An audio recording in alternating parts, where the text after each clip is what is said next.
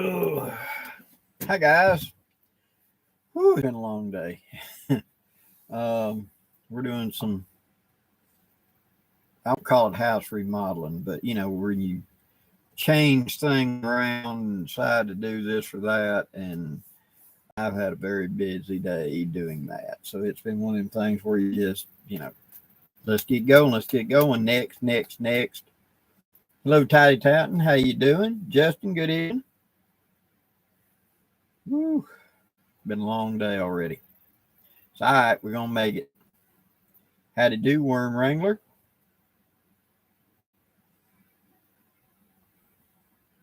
We had the rain come through last night about 1 a.m. to about 7, 8 this morning. And then by lunch, it was gone. So we didn't have any real bad weather here. It rained pretty hard for a couple of hours. Other than that, we're fine. Herbert, good evening. Kodak, hello.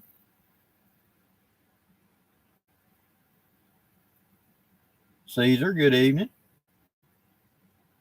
Grey Wolf, hello. Hey, you made it. Cool, Grey Wolf. Awesome. CJ, good evening. Common Sense Aaron, hello. Frankie, good evening. Caesar, glad things are going good in Georgia. Y'all have bad weather over there? Didn't bother us. We just had rain.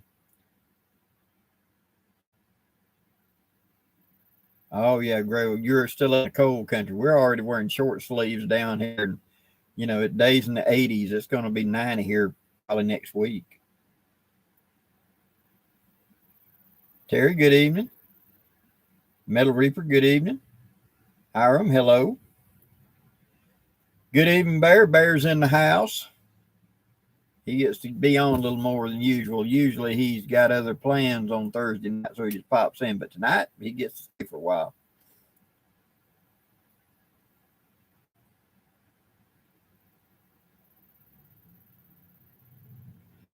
Yeah, it's next week. I believe I'll be doing this. And then if things go as planned, on Friday morning, 30, I'll leave out of here, drive 6 hours to Athens to go to Georgia Bushcraft. Be up there and support the guys from Fuel to Fire. We shall see. I said I would do it. They had me fill out the thing, and I haven't heard a word since. So hopefully I'll hear something pretty soon, yes or no. If I'm not on the schedule, I'm not teaching the class, and I'm going up. It's a long drive for nothing. We shall see. Terry, good evening.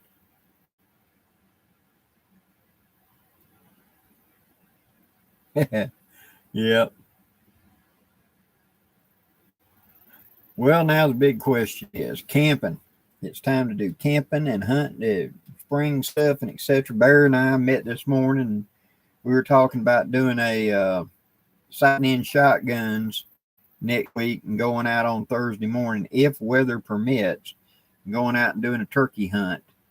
And he's really going to go. He wants to go. He wants to do this. He wants to see Blackie get a turkey. Blackie going, I like to sleep. We shall see. It's been a few years since I've got up at dark 30 to be sitting there, all covered in camo and everything with a muzzle over looking for a gobbler. But hey, anything the public demands. What now Bugs Bunny said, we'll go do it. All right, guys, anybody got any questions you want to throw at me? Anything goes. Hello there.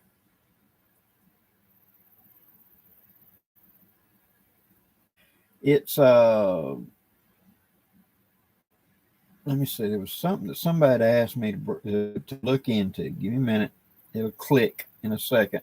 Just tired, guys. Whew, been a long day.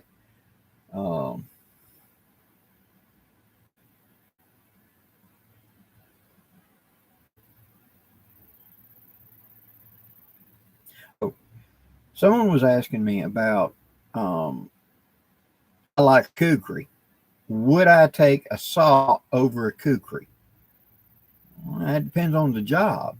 If we're going someplace where I'm pretty sure I can just pick up off the ground, for firewood and firewood needs, then I can do without the cooker and use the saw.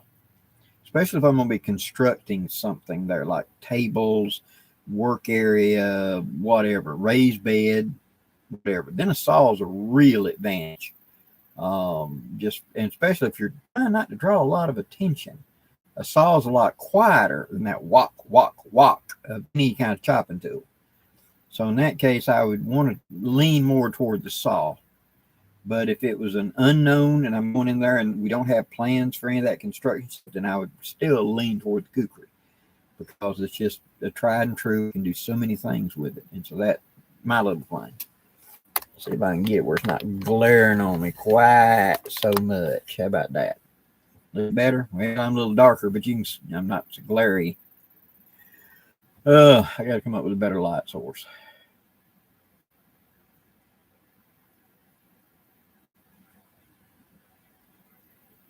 So Edge, hello to New Zealand. How quick do you like to get your deer out of skin once you've harvested it? Typically what I do is once I've shot one, I sit back at least 30 minutes and don't approach the cartridge. It's down, I can see it. Usually with our whitetails and things, they may be down. However, they may be just stunned and they may come back to several minutes later, and you walk up and that thing jump up and go to goring at you. So I always back off. I know it's been hit. It's down good. If I can see it breathing or not. Once I'm pretty sure it's had about 30 minutes and it hadn't moved, I'll ease up, see if it's not breathing. Come up from the back side of it where it can't kick or jump up and gore me and poke it. Make sure. Eyes open, good indicator. Eyes closed, it may just be stunned. It may be playing possum because it's hurt, it's dying, but it's not gone. Once I'm sure it's dead, here in my place, if the temperature is below 50 degrees Fahrenheit, then I'm in no rush. I may just take it home as is and process it totally. If the temperature is above that, up in the 60s, I will feel good it as fast as possible, because I don't want to contaminate the thing. And so for me, that's my two things. If it's a cold day, then I've got time. I'll bring it back and it's clean a couple hours later, as long as the temperature is below 50. If the temperature is above 50, I go ahead and gut it and then start processing quickly. Once I get the guts out of it, I bought some time. I can still, within a couple of hours, process it. And when I say, I have seen February's hunting season in the 80s before. So when that sucker hits the ground, I'm sure he ain't breathing. We're out comes the night. We got to do this now, because I don't want to risk him going bad. Now, usually they don't. But remember, that bullet made quite a bit of impact on him. What internal organs have been ruptured? And so I don't want to contaminate things like bile or things out of the liver or etc. that may have got into the bloodstream and been circulating around as he's dying, and could cause bad taint or something to the meat. So I'm fairly rapid if it's anything above 50. Get him out as quick as I can. Hope that answers your question.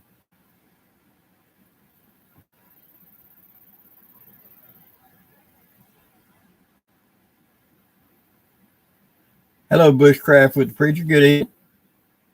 Devil Dog, good evening to Maine. Frankie, hello. Random question. If you would consider a line of videos about camping in or with butt pack and an Alice pack for our service members and weekend warriors. I have done that, and I would be very glad to do that again. In fact, I've had several people ask me that, how I used to run 2 butt packs on a H harness with the shelter rolled up between them, so it was a very narrow pack in the middle of my back. And I've got a young man here local that, believe it or not, he's a Vietnam reenactor. And so I gave him all of my gear a couple of years ago. I had 2 giant Alice's full of 1960s Alice pack gear and everything.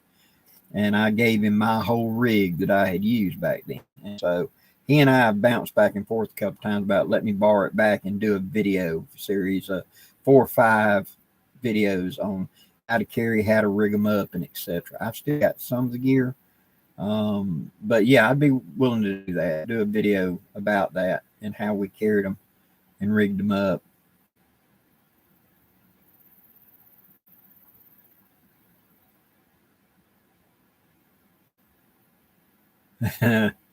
Oh yeah, Gray Wolf, a good friend of mine when I was young, his statement of what is a bull moose? It's a Clydesdale with a bulldozer blade on his head. Chuck, good evening. See, yes, that's very true. The temperatures can go up and down here very, very rapidly. And even in the dead of winter, I have seen it 80 degrees and 25 degrees in a 24-hour period, where it was 80 degrees, cold front, well, Arctic blast rolled in, and it was 25 degrees the next morning. So yeah, you dress for the 80 or you dress for the 25. It's a challenge sometimes. Yeah, Black Hawk Brigade. I've heard that one.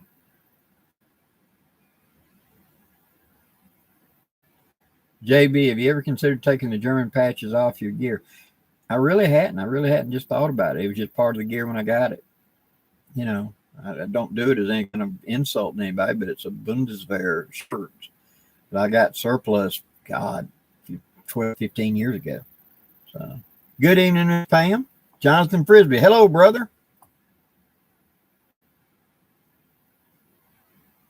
So, quick, what do you carry in a minimalist go bag for long-term survival?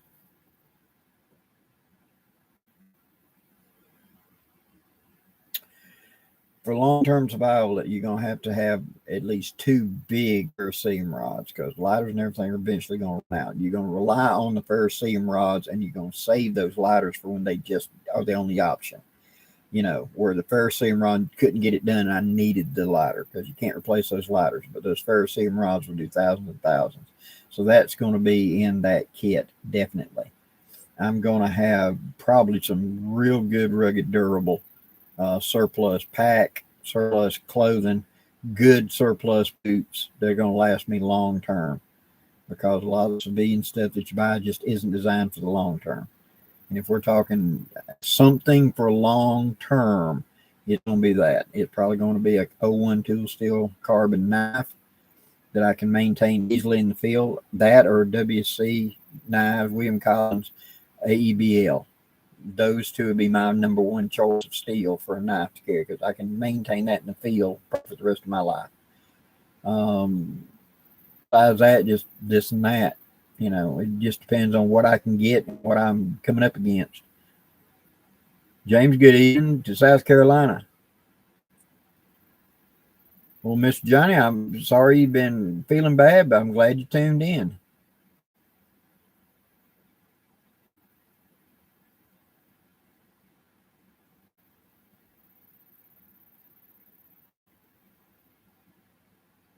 Oh, yeah. Sorry to hear that too. Yeah. I think heard that in the past. They let it go down. But hey, you know, look around. Like black duck, that's close. Give that a try.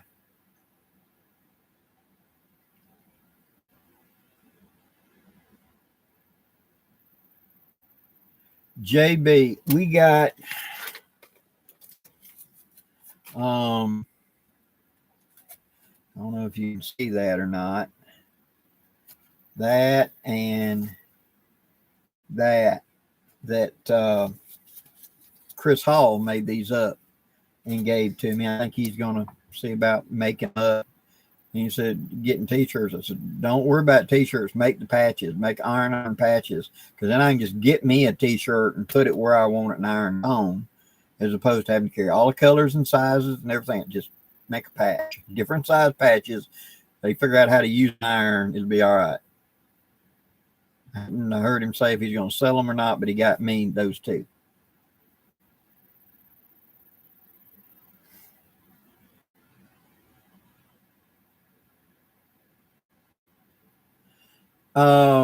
Ever checked into nettle fiber? Her it catches a spark.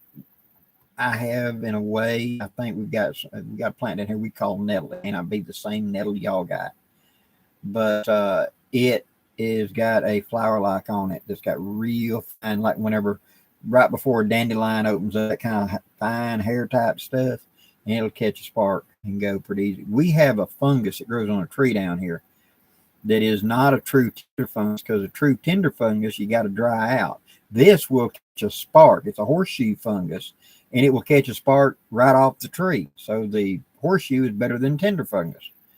So, although you can make a fireboard out of a tinder fungus, a true tinder fungus. So, 2020 by Wayne, good evening. Boyer, Miss Second, good evening.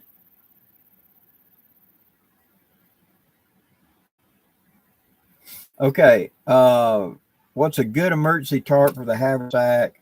Love my main 10 by 10, but want something a little bit smaller. Look at One Wind, and they have a ground cloth. That's what I'm carrying in mine. And it's like 5 by 7. And they call it a ground cloth. And it's designed just put on the ground underneath your hammock and stake. It's got stake loop in the corner. But it's a waterproof, super light. I mean, it rolls up the size of your fist. And it's 5 by 7. And a couple of stakes. And that's what I carry. It's thin enough and light enough I can keep it over my shoulders like this for rain cover, because my hat, or put it up over my head like a blanket, hunker down for rain. But then at the same time, I can set it up on a very small tarp to get underneath it. 5 by 7, just big enough for a blackie to get under and be comfortable. As long as I angle well and stay out of the wind just right, I'm okay with it. So 5 by 7, but it was not expensive. I'm gonna say like $25-$30, and it weighs nothing. It's just, you don't even notice it's in your haversack. Good evening from Long Island, New York.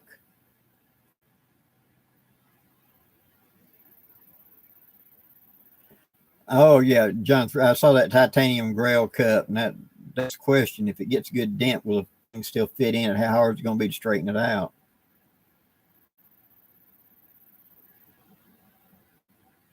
Yeah, Bear Chuck's wanting to talk to you about an anvil. Chuck Miller.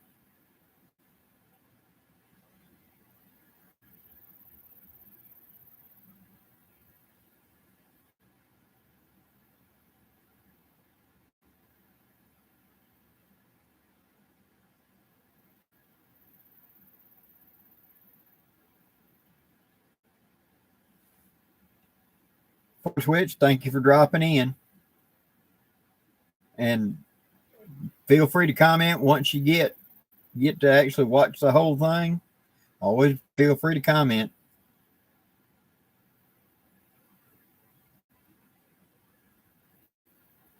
Cheddar Prepper. Question: have you ever tried to make char cloth just putting cotton balls in your tin and sitting over a fire? So did it work well? It does work, but cotton balls are not dense enough, and they just down to nothing. The char they produce is so fragile you can just barely touch it. It's like a cigarette ash; it just falls apart.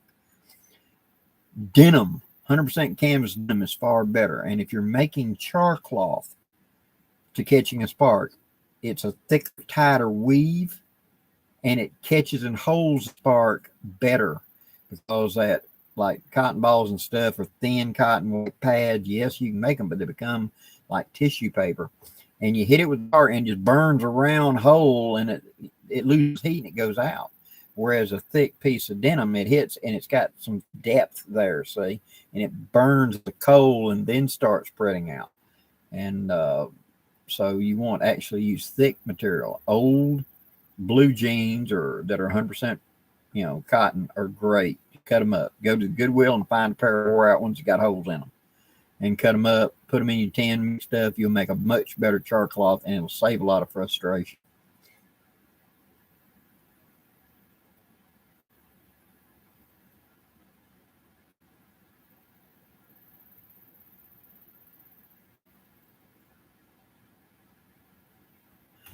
Caesar, I know you've touched on pretty much everything. That's why I love your post. But what's 1 or 2 tips or pieces of advice you would pass on to everyone in general? Number 1, never stop learning. You can learn from anybody. Sometimes people show you a way not to do something, And sometimes people show you the best way to do something or a way to do it that you never thought of doing it.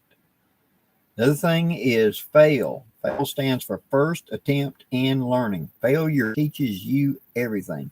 Do not be afraid to fail. In fact, encourage it. Get out there and try. Screw it up. And, well, that fell apart. Okay, why did it fall apart? Okay, I did this and then, okay. Next time, try to make it fall apart a different way. Whatever it is you're doing, you're learning here. So after a while, it becomes hard to screw it up because you've seen all the variables and you cut them off before they become a problem. And say, so failure teaches you everything. Don't be afraid to fail.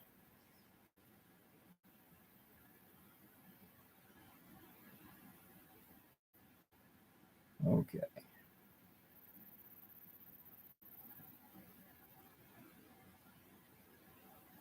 Boer, say glad you go look at those. It's that ground cloth. That's what I carry. Works great. I'm going to do pretty soon. I'm going to do a haversack dump, and I'm going to list everything I carry and where I got it.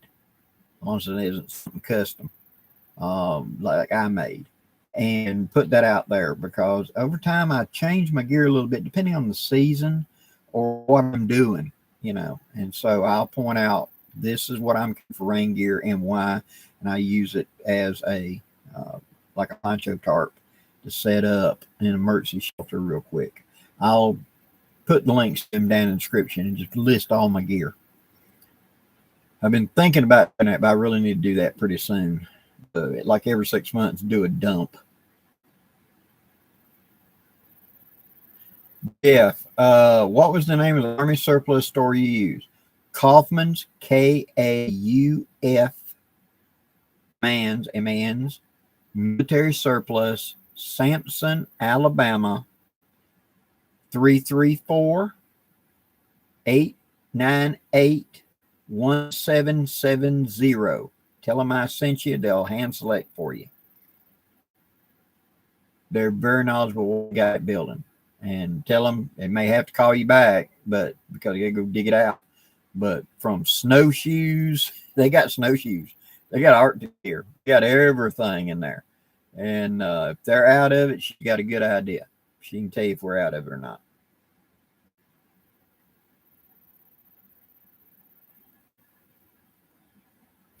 Jeff Conley, Charles, how about the tassels from a shamag? Yes, you could use them to make a char. But now let's talk a second. In living history, like where me and Dave started out, char cloth was the of choice.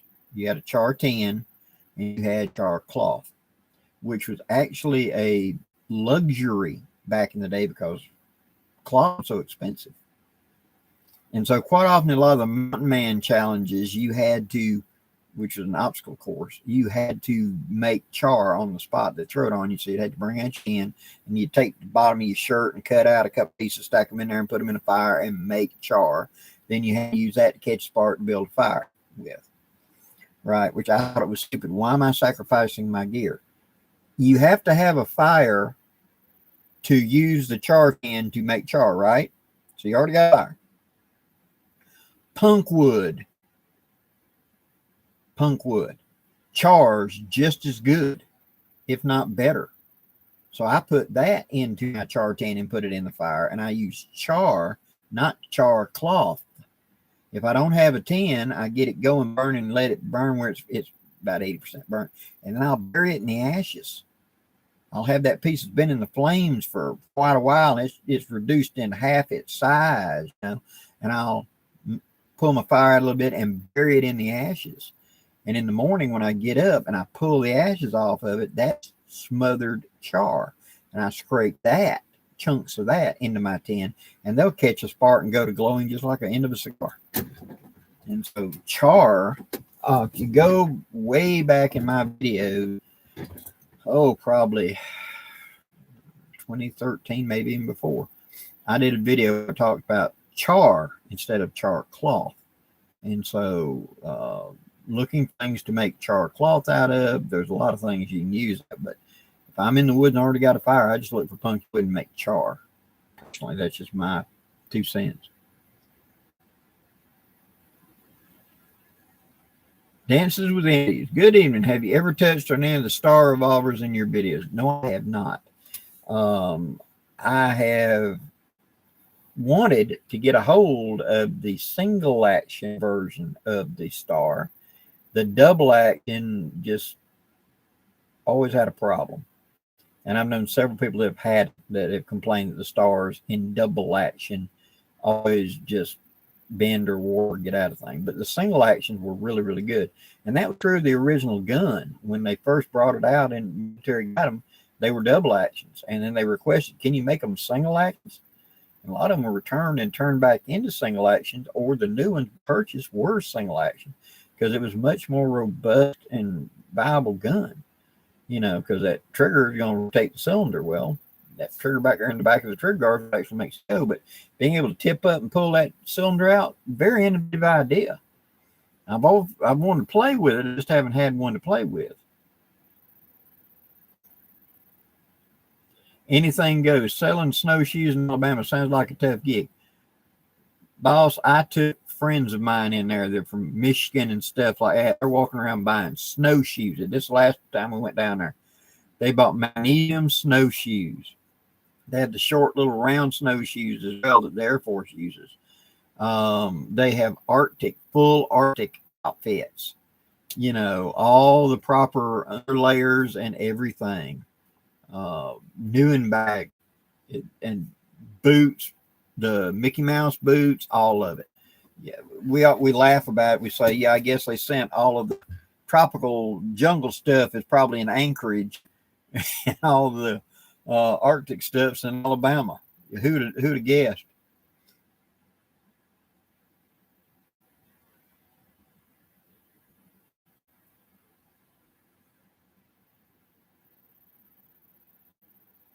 Yeah, Gray Wolf, the end of a lamp, we used to take those and take a cartridge case and roll them up real tight and corkscrew them up in there. And that's called a Santa Fe lighter, because you'd push it and you put that charred end out and you'd strike and it'd catch and blow and it'd go to glowing. That's what they'd use to light their cigars with. And then you'd twist it and pull it down into the tube, and that would smother it where it couldn't breathe in there and it'd go out. And so you could relight it multiple times. And it was a Santa Fe lighter is what we called them. Just lamp wick, charred lamp wick was all. I have got a piece of fiberglass. Ow, stuck into my finger right there. I got it out. Yeah, Jeff, don't sacrifice gear if you can make char instead of making char cloth. Char cloth is I have nothing and I got to have, then yeah, of course. But I'll cut the pockets out of my pants before I cut the outside of the pants. I'll take the shirt pocket off, the flap of the shirt pocket off, before I'll sacrifice the integrity of the rest of it.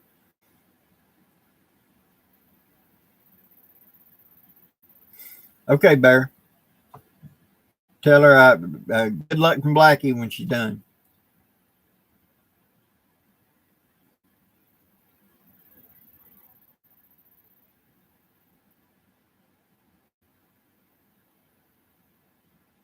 Yeah, Chuck, that's correct. And that was a thing that, and this is still being published in all of your survival books and everything about use dryer lint. Okay. Back in the day, when a lot of these books, the beginning of them was in the late 70s and 80s, when home dryers were really a thing. Before that, everybody has clotheslines. Home dryers really became common. You saw all kinds of crafts people were coming up with for using dryers. Well, the clothing of those days were cotton. The bed sheets were cotton, stuff like that. You didn't have all these fabrics. Today, and I tell people, if you got small children, all of small children clothing come from the factory with some sort of fire retardant in it. all of them, especially pajamas and stuff, and baby sheets and baby bed stuff. And so if you're running that through your dryer, your half of your dryer lint is fire retardant. And a good friend of mine, he had 3 small ones and a lot of stuff like that. And they were all synthetics, a lot of the stuff. And you could take his dryer lint and hold a big lighter to it, and it would melt, but it would never catch fire. So how how much you got synthetic is a big thing.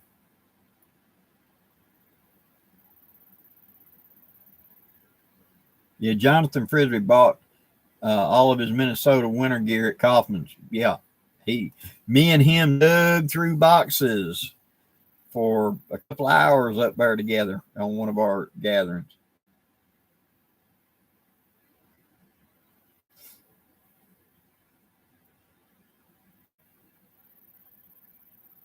Yep, Gray Wolf. I've seen one of those pull them off and it goes spark. Yep. Well, Jay's live. Hello to Texas.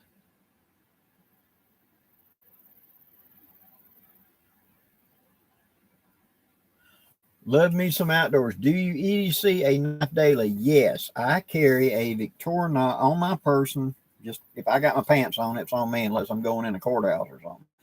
I'm toting a Victorinox Fieldmaster all the time. Now, if I'm going into the field, I'm going in the woods, it's going to be probably a belt knife of some kind. Will be thrown in there as well. And it would depend on what job at hand we're going to do. If I'm going to be doing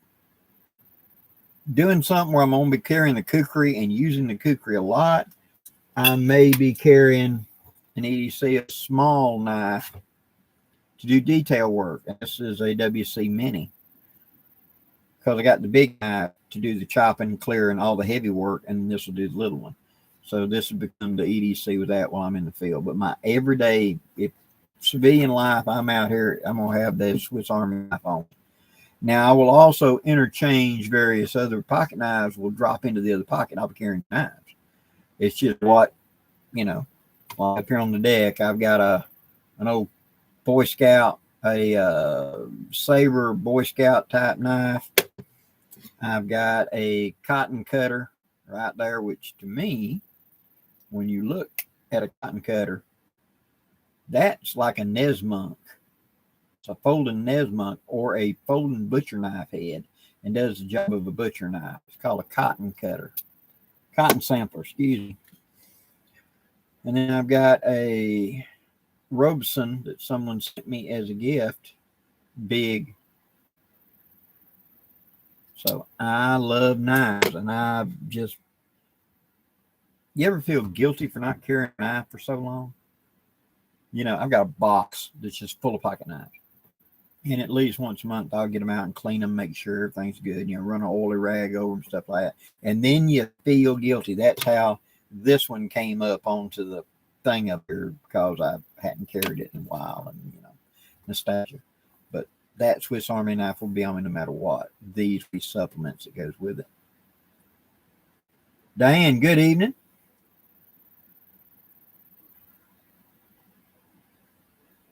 Edgar, clothes last longer on clothesline, and the dryer lint tells you very true.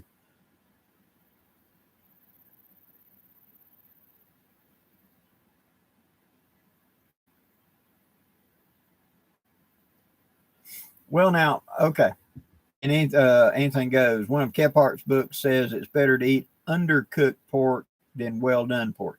He's right at that balance point of you want it cooked enough so you ain't got no danger of trichinosis, which is a parasite that gets into hogs, which they've just about eradicated now.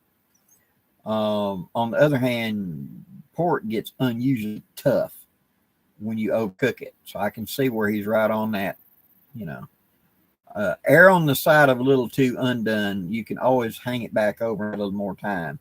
If you're going too far, you can't back it up.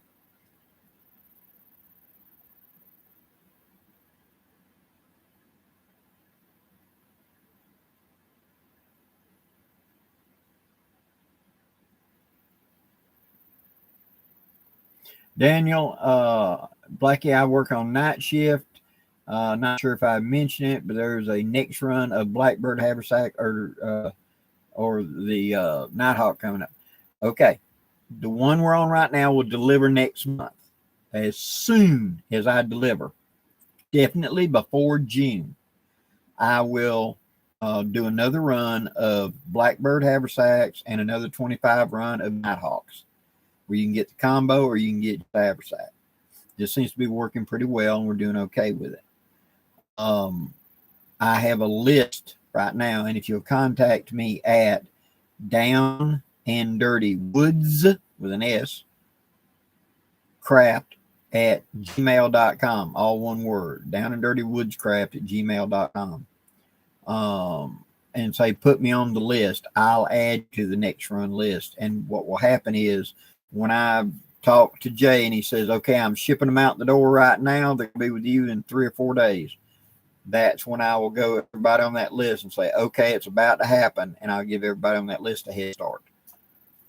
Is the way I do it. So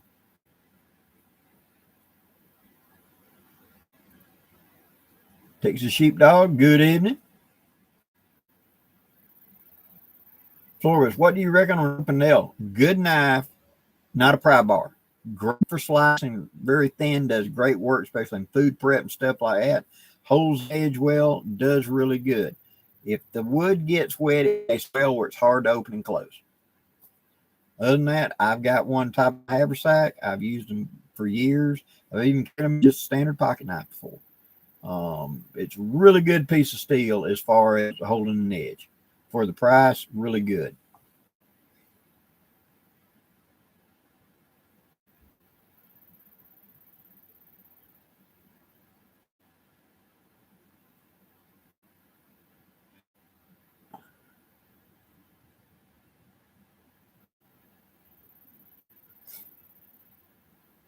Dance with empty. Yeah,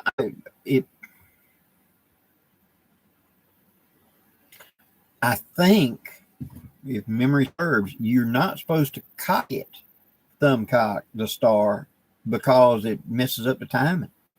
The way the leverages and cams are, that's the reason. If you didn't cock it with the trigger, you ran the risk of bending stuff. And it's probably why those things got out of round real quick. Because if you've been using a Colt and bullets are flying, you go thunk, you done bent something. I would want to trade that in too,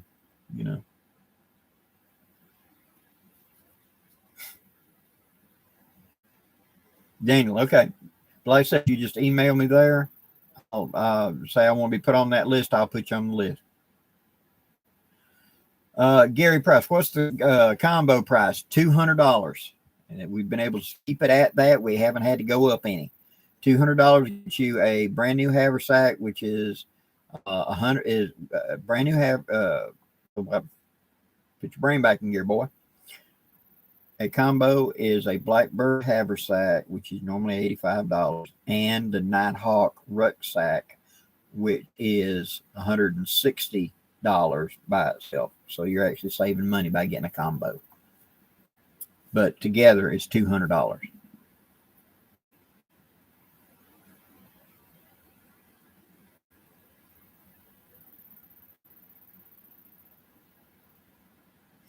Tim on up, there's nothing wrong with drywall hatchet. Especially if you got experience hanging drywall and you're used to that too. I have another young man that I'm working with right now, and he likes a shingling hatchet. And I grew up watching those guys who had been roofers and stuff for God knows how many years. And the things they could do with a sharpened shingling hatchet was truly impressive. I mean, they could clean fish, they could clean deer, they could do whatever. But they used them tools so much, it was an extension of their fingers. So it was not an awkward thing at all in their hands. So there's no such thing as the wrong one. It's what you want to use, and you got the skill and you enjoy using it. That's all. I've had people tell me, throw that kukri away. God, it's so awkward. You need one of these. No thanks. I mean, thanks, but no thanks. And I'm pretty confident in what I've done with 30, 40 years experience with a kukri.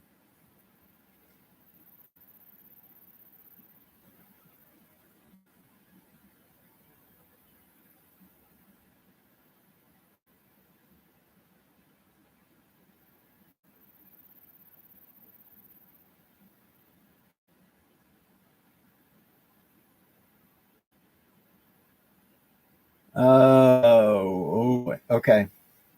Biscuit recipe for just a couple. 1 1/4 cups of self-rising flour, 1/4 teaspoon salt, 1/8 teaspoon salt, excuse me, and 1/2 tablespoon of sugar. And I like to add a little palm full of black pepper into it as well. Stir it up and then add your water and make it your ball. It's a little bit damp, and then once you get it start forming, coat the outside with flour, tear it into about a little bit bigger than a golf ball, or maybe in small egg. Yeah, even better, small egg. Add it so it flares out and put it out there. Bake it at 350 for about 350 for about 9-10 minutes. Just a quick biscuit recipe. I have to think. I just grab stuff and throw it together. I measure. I just, you know.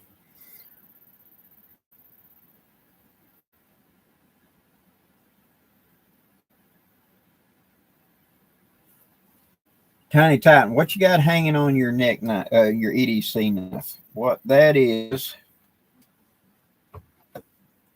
a lanyard. All this is just a loop that's been marked head, go through itself. And that is a square braid long enough to drop it down the bottom of the pocket. So I stick this up behind my belt, come up from my side like that, and let it flop over. And you'll never lose your knife. It can't fall out of your pocket because of that. It'll keep it. But to get it, all I got to do is hook my finger under my belt and hook this and just pull it out and bring it right up. Also, this loop is big enough that if I'm going to be over water, I can stick my hand through it and give it a couple of turns. See? So that when I bring this thing out and I go to use it, if I slipped, it rolled out of my hand, and it's going to be gone, forever gone. I can't lose it. It's going to be good to me. So that's why I carry a lanyard on there. I don't lose Swiss Army knife. I really hate losing gear. So I'm one of them that I'll find a way to hook it to me. The kind of a funny story with that was when I was having my last heart attack, and they'd had to rush me in. And they were going to do they literally took the lady off the table scheduled to throw me on the table. So from the time I came in the door to the time they slapped me on the table was 37 minutes.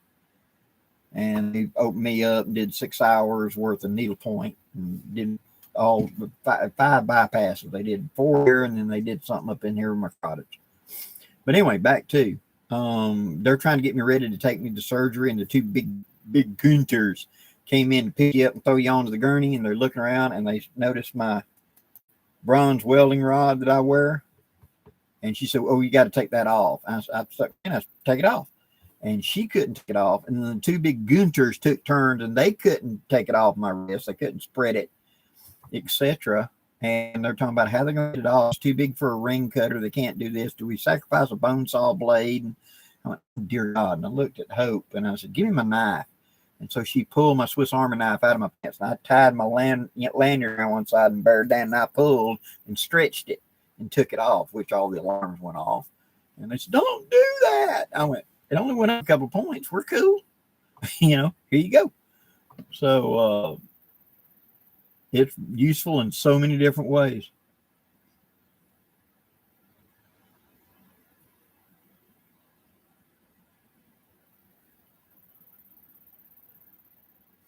Yeah, Jeff, there's a lot of them that's real close. They'll be missing one tool or another. And I like it because it's got the saw, it's got the scissors, which are hugely usable, the can opener, the screwdrivers, the main blade, the little blade. It's got that package hook, which is fantastic wrap up and pulling cordage. I mean, that thing is just tailor made for bushcraft to pull bank line blood tight. That's the way to go. and several other things. And it's got a straight pin. Mine's got a straight pin up under the Phillips head screwdriver. You lock it down. There's a little bitty nub, and you hook it with your fingernail and put it out. And it's an actual pin, like you pin things together for sewing. Man, that thing is invaluable when you got that little bitty splinter in the tip of your finger that's driving you insane. And you got to have something tiny to pick it out with. You can't use a bigger knife, you know. I remember a guy, he had a Tops tracker, and he very loudly and proudly announced that there was no job he couldn't do with that tracker. You know, he didn't need anything else, just that tracker. And before the weekend was out, he had grabbed a briar and shoved a briar up under the edge of his fingernail into the quick, and he couldn't get a hold of it with a finger to bring it out. And I looked down and said, "Let's see you do it with your tracker." You know, after he fussed and cussed a little bit and finally gave in, I reached down, "There you go, take that," and get it out. I don't holler for vanity. I holler because that is a tool for the job when something that small and that painful is just driving you nuts.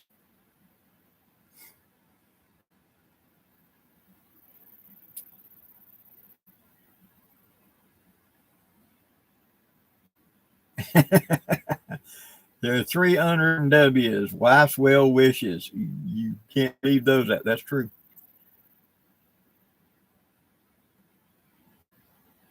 Go right ahead, Tiny Tiny. Make gear fit you. Never, look at someone you respect's gear and the way they use it as an example or a guide, but never let it be the only option, because you got to make it fit you. And in the class I'm going to be supposed to be doing at the Georgia Bushcraft is going to be called Folks Woodscraft. And that's why I'm going to talk about that. Let's take, for example, coffee.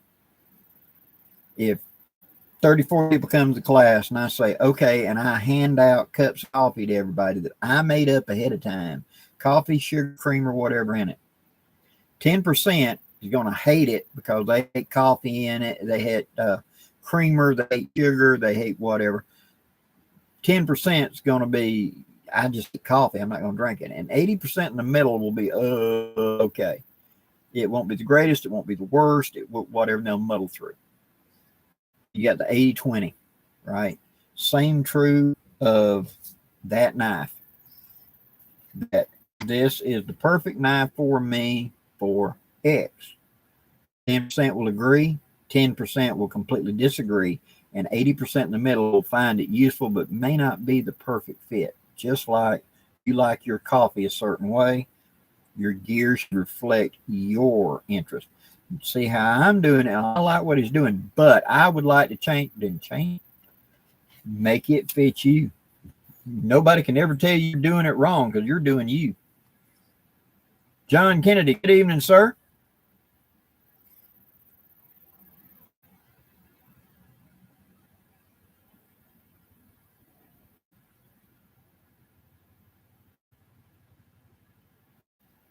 Justin Coon, Blackie, what to put in a med kit, rucksack, haversack? Okay. Me, what I carry a bandage, which is usually a lady's Kotex. And I also carry a tampon or two. I carry duct tape, and then I carry standard Band-Aids. Because if I have a big slash, I'll open up that maxi pad and put it across, and then I'll put duct tape around it for a pressure seal to hold it. If it is a puncture wound that I can get this blood to stop with a pressure thing, I'll do that. If not, I will shove a half a tampon in there and do it. Oh, the healthcare officials will just lose their mind when you say that. My job is to keep me or them alive till you get to them. I made your life more difficult. Sorry, they're alive. How about always carry a tourniquet? Usually, if someone needs a tourniquet, you've only got a couple minutes at most. Don't bleed out. So you got to lack on something right now. And a medic or something in combat, absolutely, they carry those things on them because this guy just got his leg blown off by shrapnel. We got to get him now. I fully understand that. The civilian world, it's not normally that severe that quick, but you still have it. Somebody can get a bad cut one way or another, and you've got a bad arm slip, something like that, and then you really need other gear. So a way to choke it down. I carry a leather belt on me that I can throw through there right quick and cinch that puppy down blood tight. Yes, I cut off the blood and we got a time issue. We got to go. And I'm on those guys' job at the ER much harder. Sorry, he's alive. I did my job. I got him here with a heartbeat. Now you can do the rest of it. But what I carry in mind is that because 99 times out of 100, what I'm going to have is going to be taken care of with Band-Aids. If it's a big cut, I can cover that up and just wrap it up with a shamag or wrap it up with a hunk of t-shirt or whatever and make a field bandage to get me back to medical care. If I've got something that's hurt, that's when I want duct tape to put pressure on it to hold it. And so that's the reason I do that. That's just me. Done it real life too many times where this person's going to die if you don't get something on them now, where I'd be the first person at a wreck. And you got to do something now. There ain't no time to think about it. And you just got to do something. Anyway.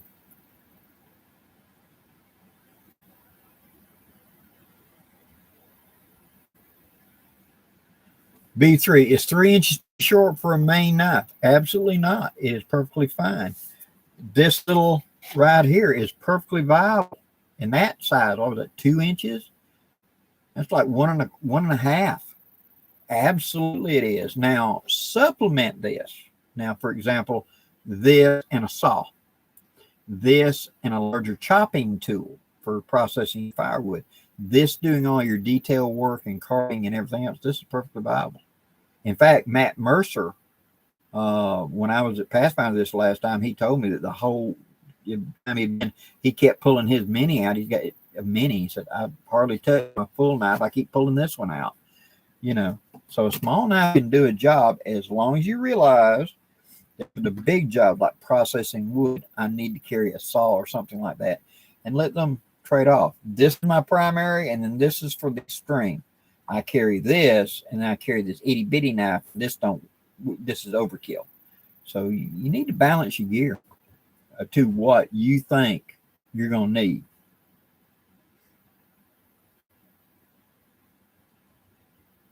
Gray Wolf, exactly. An ace bandage, a self clinger is great for applying it quick, hold it together, and etc. Edgar, you can pull duct tape tight enough to be almost a tourniquet. And that's the key word, almost. The only time I'm going to use a true tourniquet is we've got a major artery severed and they're going to bleed out if we don't.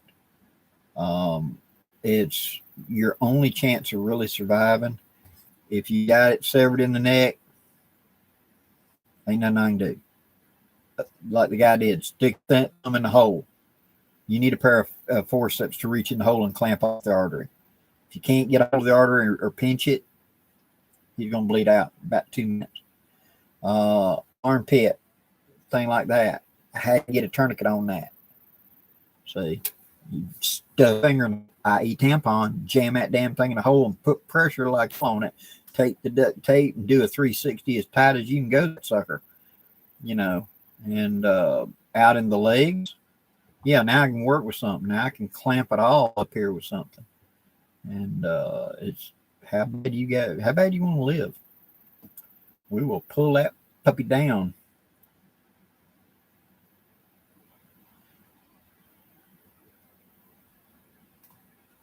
All right, hold on. I saw something back that up. Now, here we go. Blackie, what do you think a good cheek swell on a butt cover, leather on a Marlin, iron sights, can be a real asset depending on how your face is made? Here's what I used to tell people in shooting sports. Bring the gun up, close your eyes, bring it up, put your head fully onto it, and open your eyes. Where are you looking? If you're below, here's the side. If you're looking down here below it, some sort of cheek booster, a leather sling booster to bring me up where my eye naturally is at the right level, fantastic. If I'm looking over the sights to begin with, it ain't going to help. It's going to make it worse. So I tell them, close your eyes, bring the gun up, get it good and seated, and then just naturally open your eyes. You should be looking down the sights. If not, you need to tweak it a little bit until you are looking down the sights. Because if you're doing like this and looking up, or you're having to do like this to see the sights, you're never going to have good accuracy at long range, because you're straining your face, you're straining your muscles, you're making your blood pressure go up, you're making your eyes jump. It needs to be totally natural. That when you pull it up there and look, and if you watch somebody that really knows how to shoot a rifle, that they get up there when they bring the gun up and lock it, they're looking straight down. They don't have to adjust their head. They're looking straight through the sights the minute they pull it up. So put whatever you need to line it up. If it's too high, you're going to need to reduce that stock down to bring you down where you're looking at. And that's true of anything, 22 or whatever. I have a 22 that I had to put taller sights on it. It's a lever action 22. Because when I brought it up, I was looking like a ½ inch above the sights. I'd have to do like that to line my eye up to look. I think it's like I got to drop that much of the stock. And so from cheek up, you know, I had to drop almost that, about a ½ inch off the comb. I just planed it down to make where it would fit me where I was looking down the sides. Otherwise, I couldn't hit the broadside of a mountain with it because I was restrained to look down the thing. Texas sheepdog, you get a pig tusk. Yeah. Saw that for real. He lived. It was the first Russian bar I ever saw. Big sow. And we were up on North Alabama on the Georgia side, near about Tennessee. The place the family called Burnt Pine. There's a family holding up there.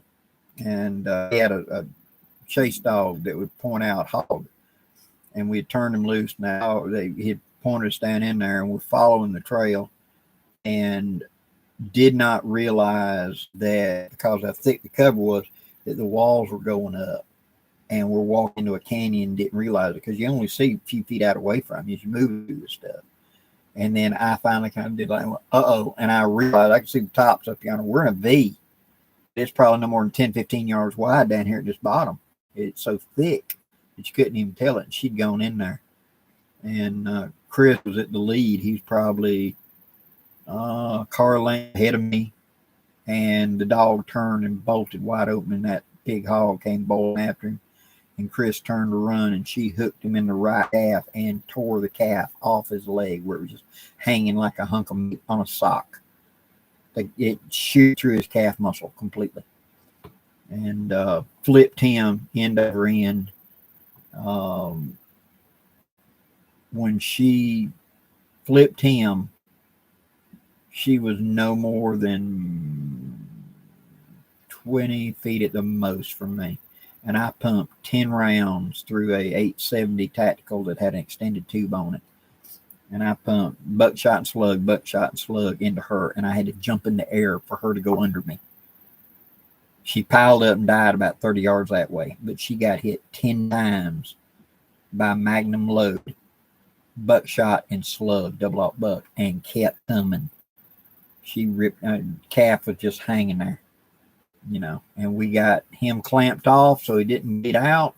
Of course, he was in shock in about a minute and a half, and we got everything. In fact, what we did was I took my sock off. We laid the meat back up, and we pulled my sock, cut the toe out of it, and just pulled it up over the whole leg like a sleeve, and then went to wrapping a shirt around it. We didn't have anything else, and picked him up and carried him, and got in the truck. And he wasn't bleeding as bad as you'd expect.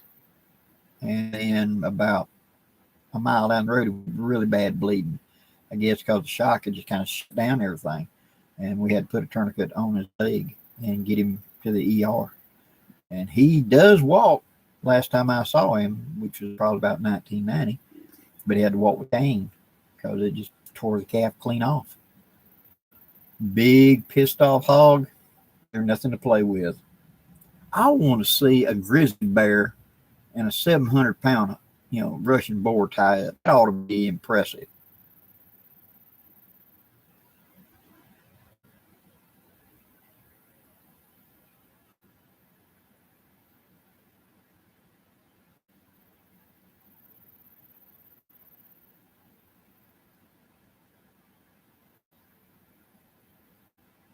Yeah, Jayhawker, Otzi's knife was a small little blade. In fact, the first researchers that found it thought it was a spear point or something. They didn't realize it was actually a knife.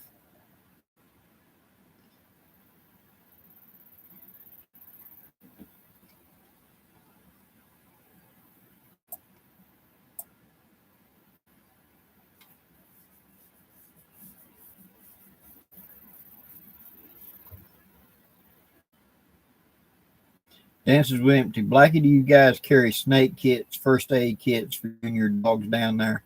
I do not, but I know what you're talking about. Um, I have heard, but I have never had or been around anybody that had. There's an anti venom stuff you can get for dogs that if one gets hit, you can snap him quite quick and get him to a vet. Um, as far as us, as long as you remain fairly calm, you've got time. A healthy adult will not be killed by a rattlesnake bite in 12, 14 hours. I'm not going to say you're going to enjoy those 12, 14 hours, but a healthy adult or, a small child, someone very sickly, someone very poor health, a lucky hit that gets into the bloodstream could make it worse. Strike in the face could be worse because blood capillaries get in the body faster, but usually you got time to get to help. Whereas the carrying the actual suckers and stuff like that to pull it out does help to some degree, gives you time, but don't waste time trying to do it when you can be at the ER in 15 minutes. That's why I tell people, we had a friend of the family, he got struck by a moccasin. He reached over a log to grab a limb. They were canoeing. He reached over to grab it to hold himself, and he struck him in the forearm right there. Big one. And he spent a half hour with his buddy sitting there trying to suck the venom out, rather than going, literally, it was a 15-minute drive to the ER.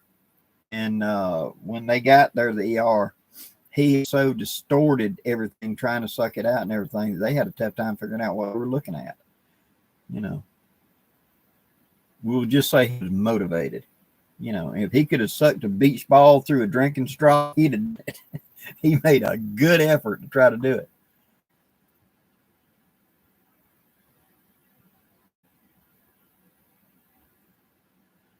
Yes, John Hamilton. Blackie, since you're interested in history of World War One and Two, are you familiar with the teachings of Applegate, Fairbairn, Sykes, such as Fieldcraft taught and SONOS? Yes, I am very familiar with those.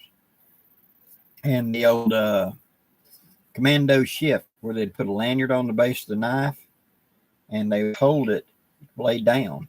Lanyard came, went around your wrist, and it was loose enough you could do like that and it would fling around your wrist and come back edge up. And it was called the commando shift, so that if you had the knife facing forward and you're creeping up and someone grabbed you from behind, you go whip and flip it and stab backwards with it. And if you had it to do this and you needed the other way, you flip without having to turn that knife around in your hand, called the commando shift. I knew an old guy back in my formative days who had been in the OSS in World War II. And he was a treasure trove of stories about stuff in Sicily and Italy and in France before D-Day.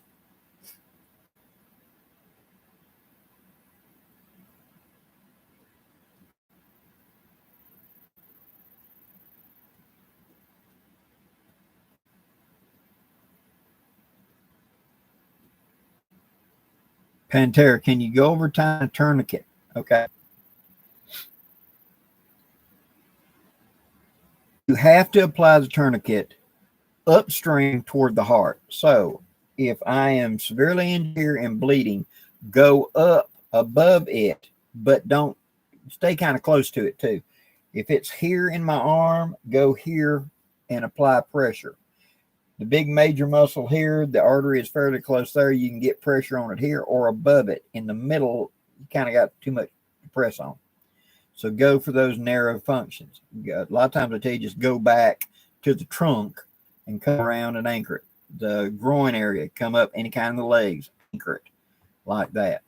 Pull it as good and tight as you can get, and watch the bleeding. When the bleeding slows, add just a little bit more and hold it. When the bleeding stops, if you've got a watch, note the time, mark on their forehead what the time is. If you have to dip your finger in their blood and write it on their forehead, that way when the first responders get there, they know how long that tourniquet has been on, because it's got to be released or you start losing other things. But that's it. You're just applying usually a wide band, which has a ratcheting system that allows it to pull that kind of tight and pull it. It is not a good idea to use round cord because it can cut in. You can actually apply enough pressure where it cuts like a cheese slicer into the meat, especially if it's already been damaged and hurt. So therefore, a wide belt is better to apply the pressure. If you have no tourniquet available, nothing you can cinch up, but there are other people there, you can get into the armpit up here where the heartbeat is. Stick your finger in there, and when you feel a heartbeat, take your thumb or take your fingers and bear down with everything you got and pinch it that way and slow down. You're buying time. Get somebody else there. So even if I didn't have one and someone's been injured in an accident, I can do that to buy time to get something to tie them up with quickly. Hope that helps. Go online. There are plenty of sources online show you how to put in tourniquets and not to put in tourniquets, and many different resources. Okay. Of course, it goes without saying, if they're damaged in the neck, you can't put one on the neck. You'll choke them to death. They're just going to go. You got to jam something in the hole and try to buy a little time.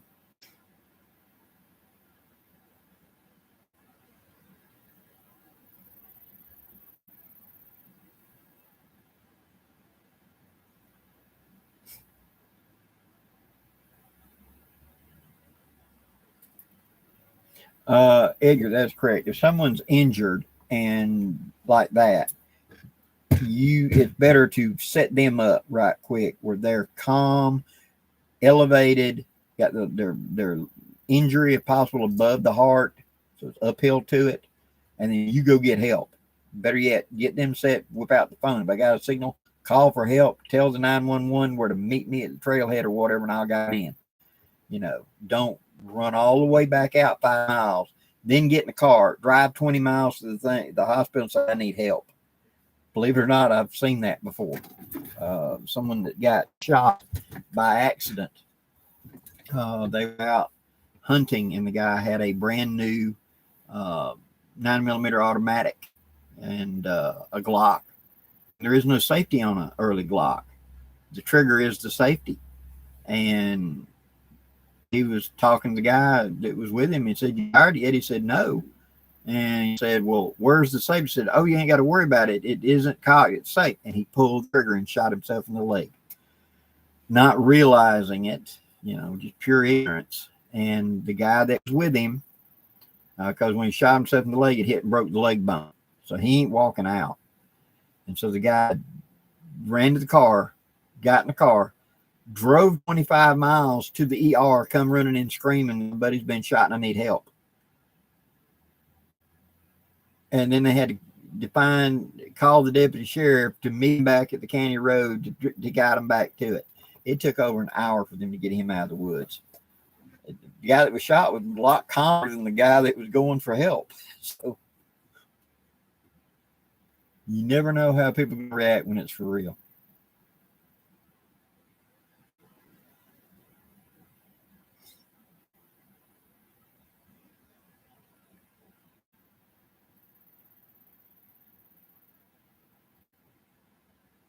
Correct. Brachial for the arm, and femoral for the legs, carotid for the neck. Good evening, Ford Tractor.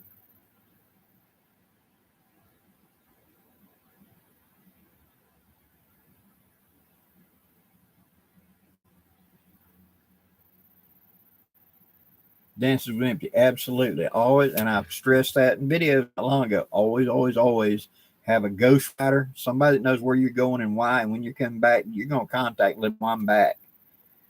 Have your gear. Be able to self-rescue. But if you get bad hurt, and it happened, I mean, I fell down a week ago. Super dumb thing. I went walking out of my study. I've got concrete steps going across back to the driveway, and I turned something wrong, and I hit it, and it just bam, I flat on the ground. You know, ankle gave, yonder I went. I'm laying on my back, looking up, going, okay, take breath, relax, figure out if anything's broke. Can I move this hand? Yes. Can I? Old training, I knew better than stick my hands out. I just rolled with it, you know, and turned out I only had a minor sprain when I got done with it, but it that quick, you know, you can, something go wrong and something broke. I've talked about chuck holes in here. You'd be going through the woods and there's a camouflage hole where a tree rotted out. You don't see it. You step in it and it's like a punji pit. Your leg goes in, and you're still going forward at momentum. You can snap your leg like a matchstick, pow, and there you are in the middle of nowhere with a compound fracture leg. Yeah, you're not going too terrible far. So always, always, always have a backup plan and have a ghost rider, somebody that knows where you're at and they're going to take care of you. Mine is my wife or my close friends. If I'm going anywhere and I'm going to be gone for, you know, a couple hours or a day, I'll check in. I'm going. I've arrived. I'm setting up camp. I'll check in with you tonight at around 9 o'clock. I'll check in with you tomorrow morning around 8. All right, I'm doing lunch. All right, I'm coming out. All right, I'm back on the road. I'm coming home. ... So they can see where I'm at and get an idea. So if I suddenly go silent, they knew I was back up on the road and where I was going, where from, so they can narrow down and get help to me.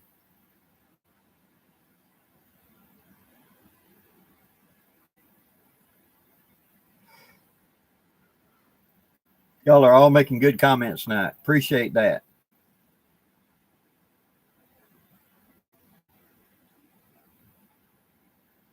Edgar, hurting yourself always seems like a dumb move when in hindsight. Absolutely. But you know what? Sometimes you got to laugh and go, dang, that was stupid. I mean, when I was laying in the dirt out there, like, I'm laying there going, well, that was brilliant. All right. Is everything working? You know, it is what it is. Let's deal with it. Hello, Cody. You're just fine. Glad you made it. Mr. Gordon, I should say. Oh, man, when I fall down, do inventory for get up, that's what I do. I've learned from experience. Don't immediately start to roll over and come back up because you can make things a whole lot worse. I took a hit in my young age and my left knee dislocated and my foot was facing backwards when I got done. And I tried to roll back up and stand up, not realizing that my foot is facing in the wrong direction. Yeah, that was interesting.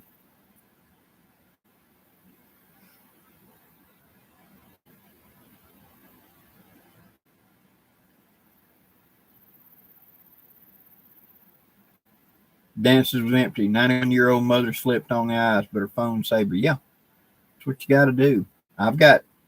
We've had family members that were elderly and had other family members that were tag buddies. You know, call each other a couple times a day. So they always knew if one goes silent, the other one would sound the alarm, go check on them, you know, just in case something like that. Also had a friend of the family that he didn't come home one night. And the wife, you know, he's up about 65. The wife, I went to the bear, I had my bear at the honky tonk. And she went to bed. He never come home. And so the next morning, she finally sounded the alarm, called the son, and the son went out to the field, found him where he had rolled the tractor over, and the tractor had pinned him, and he'd froze to death. He'd probably somewhere around 10 or 11 that morning, that tractor had rolled over on him, and it just pinned his legs. Didn't have a cell phone or access to anything like that. He's on the backside where you can't see him in the road. And he stayed there and froze to death because nobody ever came to check on him. You know, you got, especially if you got elderly people, get tag buddies. Way to do it. Us silver wolves, especially.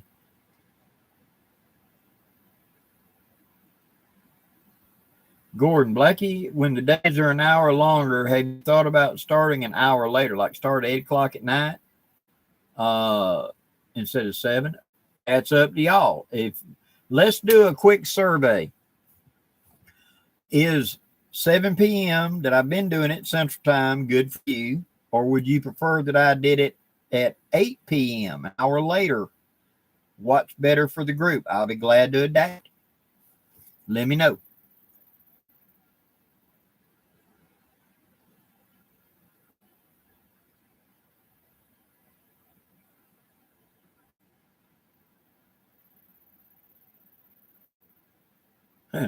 Ford tractor mechanic, we don't bounce. You're right. We don't bounce anymore. We're kind of brittle now.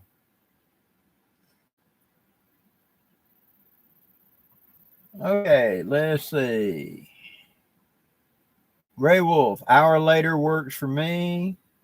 Jonathan, 7-9 good. Baron, 8. This is better. This is good. 8. Good either way. Chuck, William, like 7. So there's 2, and everybody was saying up. Sanford, a little later, 8 to 9. Old Miner, 7's okay. Current time's good right after supper. Oh, Texas sheepdog. Yeah, that's no fun bouncing down concrete steps.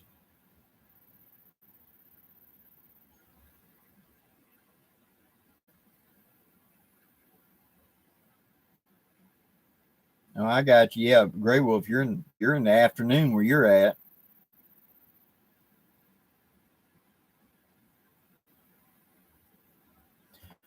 Okay, let's try this.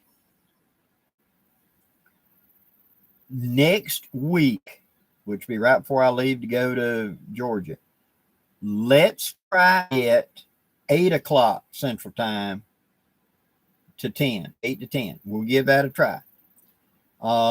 If it doesn't work out as well, we'll change back. How about that?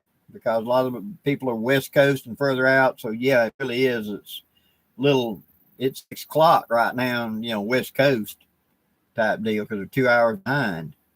And I understand that. We'll adjust a little bit, see if it's a little easier.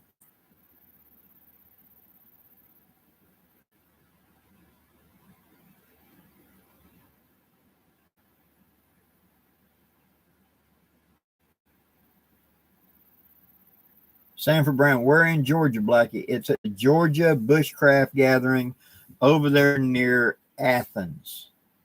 The other side of Atlanta, you can smell South Carolina. About 6 hours from me.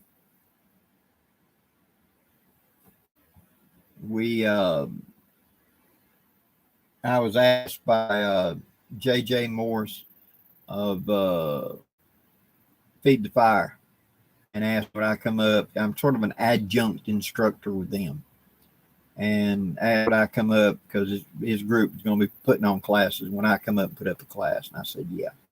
And I said, what do you want me to teach? And of course, they said, whatever you want to do. And I said, okay, let's do one called Focus Woodscraft. And what I'm going to do is talk to you about how you need to set up your gear to be able adaptable. So which of these knives is best for what I'm planning to do and what the situation is, which of this clothing, which of this sleeping bag, which of this pack, etc. And being adaptable to the current events and the current situation that you're going to be going out there, but at the same time be prepared whenever it goes sideways. And but we're going to talk about that. Like I was saying, you got a little knife because we're going to be working on precision stuff, carving spoons or whatever. This is the knife I'm going to probably be one to carry. And then I'll just supplement that with my saw to help process some firewood off the ground. I don't need to carry an axe or something like that. Or if I am in a situation where I'm going to be carrying an axe, I definitely am going to be carrying a knife separate.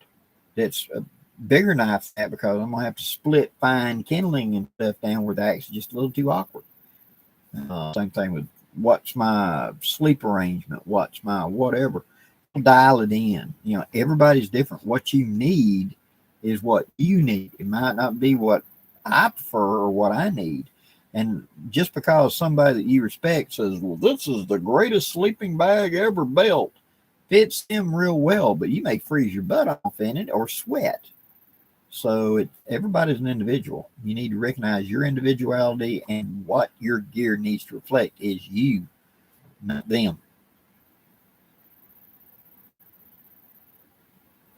Tiny Tide, excuse me, Lori. I did a ton of stuff today.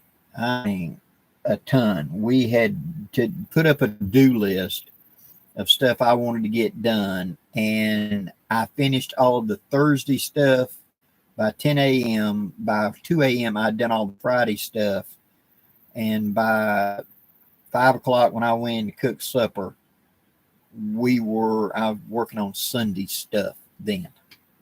So I'm 3 days ahead, and I am feeling it. I mean, just all them joints is just popping. When we get off of here, I'm going to sit in the hot tub. I'm telling you right now. I'm going to be sitting in the tub up to here, little bubbles and stuff, and soaking in some Epsom salt, because I pushed it today.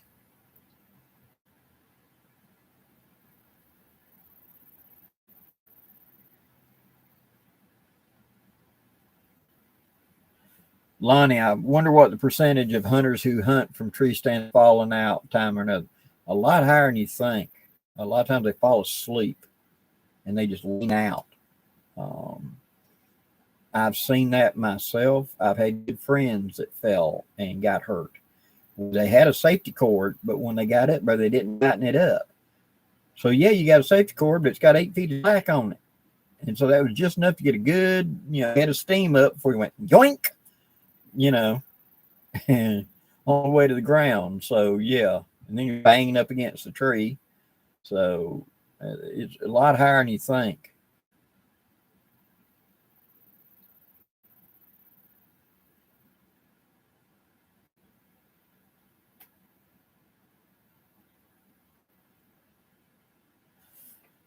Gordon, I've always carried a hatchet, a belt knife, a pocket knife, and a food knife. Is there any cutlery that I needed to add? You're pretty much completely well-rounded right there. You got your big needs covered, your smaller needs, your detail work covered.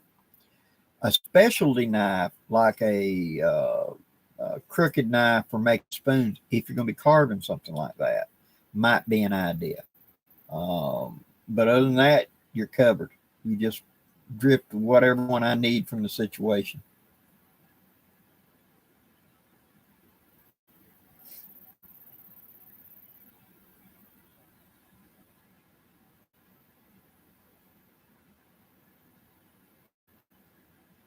Edgar, the weight loss from DP that causes people to overheat. Want to be good for cold survival? Not really. It's straining the system too much. When you're in extreme cold, your body is circulating very fast. One of the biggest factors in staying warm is the fact that you're dehydrated. Water is one of the main ways that body shifts heat around the body. It's pumping fluid as opposed to actual any other way. And so a lot of people that are dehydrated are freezing all the time because their body just isn't circulating properly. On the other end of that, I've got friends of mine that swear up and down on ghost peppers. Oh my God, but when it's subarctic, they're freezing, everybody starts shivering. He takes a bite of a ghost pepper, and in 2 minutes he's sweating. Well, that's a chemical reaction that's forcing the body to react to it and generate heat. And of course, he eats them anyway, so it's not a big deal to him. But something like that, possibly. But any of those weight loss or whatever, you're automatically putting your system at strain. It's like alcohol. Alcohol is great calories, but if you're already under stress, alcohol can kill you because it can cause all kinds of other undue stress. You're already under strain, And now we're going to throw that into your system, and that can make it a lot worse or a little better. Too big a risk for a lot worse. A bottle of beer is not light beer, but a bottle of beer is roughly the same amount of calories as a whole loaf of bread. And so sipping a beer, just sipping it, making a beer last 45 minutes to an hour in cold conditions, a warm beer, so you're not lowering your core temperature, can add calories back to your system that your body can instantly use to keep your things going. You just can't drink to excess, and like I said, just sipping it a little at a time, you are in calories. But if you become intoxicated, then other kind of problems come in. So you see, it's one of those. Yeah.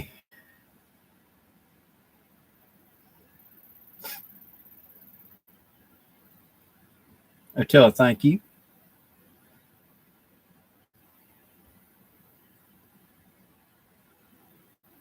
Common sense carrying a knife around my neck, EDC convenience. I carried a Mora around my neck for a long time as a bushcraft knife. As long as it's something that cannot turn and get jammed into you, you're okay. Good hard sheath or something, whatever. And I can tuck inside a shirt or something like that where that cord isn't going to come out and choke me if I snag on something or whatever. Make sure the cord can break away fairly easy. Those are just the two concerns. But yeah, having it up here and quick and handy, yeah, it was great for especially when doing cooking and stuff, being able to pull it out, do it, and go put it right back.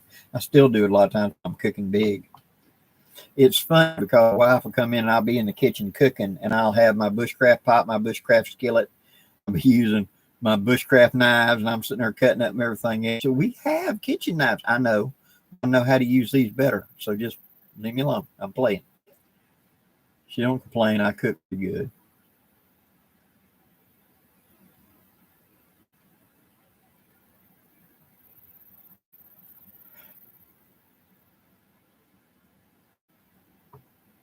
Edgar, I think a hatchet is for people who live in North European pine forest. A lot of their woods are more soft woods, and during the winter, the wood is frozen. And so, yeah, you do need something like a hatchet or something to break it. You can't bend it over and break it by hand. It's frozen. So, yeah, those North woods up there, yeah. You look at a lot of their axes, that they, everybody heralds are such great axes, and those really are cutting a softer wood than gnarly old, black gum and gnarly old red oak and stuff in Alabama. Those axes don't hold up as well against it. You need something with a harder edge.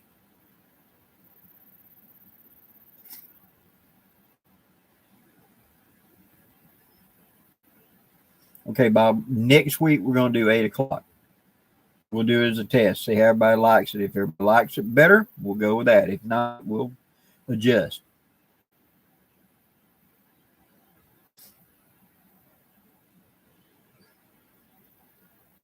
John Hamilton, glad to do it. Yeah, Gray Wolf, a small open nail and a little bit of patch, a great neck knife.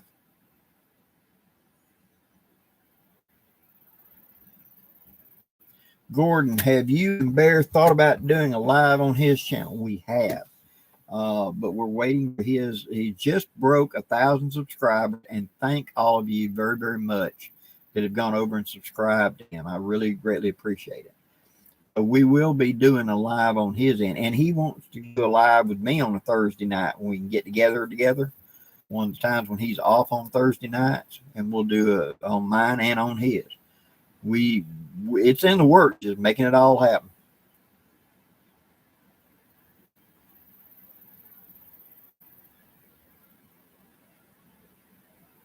Blackie, does a tomahawk make an okay bush camping hatchet? Yes. I've got the cold steel one, and it makes a very good camp hatchet. I like a tomahawk because you can take the handle out and use the actual head like an ulu for chopping, processing, stuff like that. And it's easy to replace in the field. So if I broke a handle, I can just whittle something, stick in that handle, and that round eye and have it where a proper axe or whatever with that fitted head is kind of hard to generate in the field.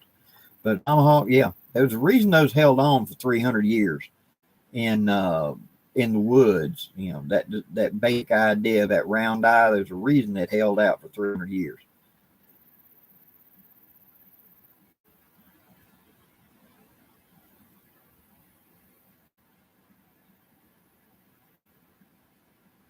Edgar, I agree. A wee dram every so often, never do excess. Always drink to remember, never to forget. Yep.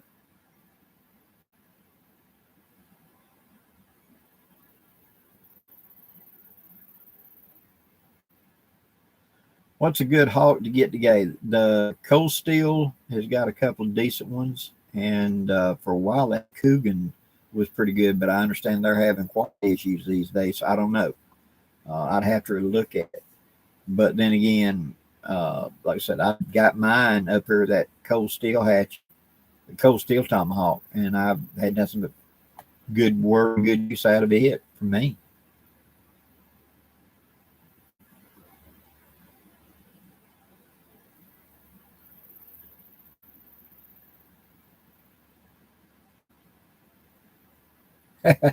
Jeff, I hear you. Yeah, she'll come in and look at me doing stuff, and I'll be, working on something, trying to figure out how I can bake in my bush pot.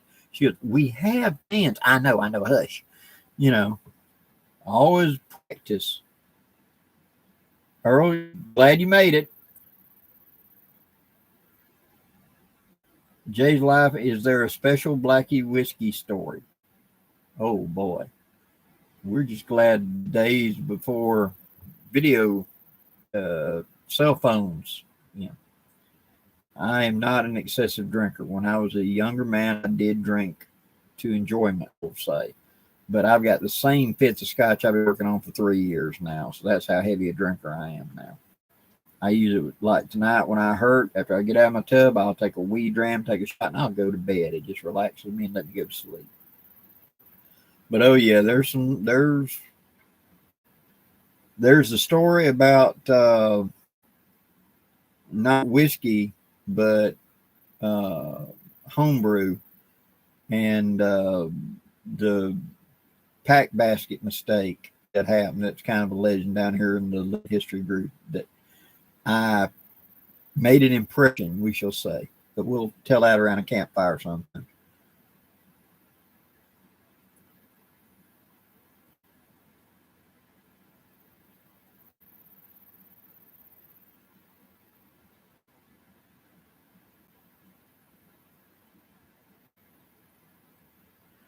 Dustin, what do you think about how long the cold steel tomahawk handle is? It is not that heavy a head, so by increasing the length of the handle, you get more powerful chopping power because length, speed, hit. See, that's how a machete works. A machete has a thin, light blade, but it's long, so it's very fast, very little wind resistance. It don't have the weight, so it has speed to make it cut. That light tomahawk uses speed to give it cutting power over a much heavier hatchet or something like that. So I kind of like the long handle, but then again, I can rig it up on the back of my haversack. I just put a soft shack around one of the straps, drop it in, and put the handle through one of the loops that sewed bag on the bottom, and carry it down on the haversack. That way, so it's out of sight, out of mind type deal, and pull it at will. And I've got an edge cover on it. I can snap off quick and easy. And long, I mean, I can make a thing, put it diagonally across, hook to the back of my strap, where the head's up here at my shoulder and the handle's down here at the bottom, or reverse it. Something I can't fall on it, is what I'm looking for.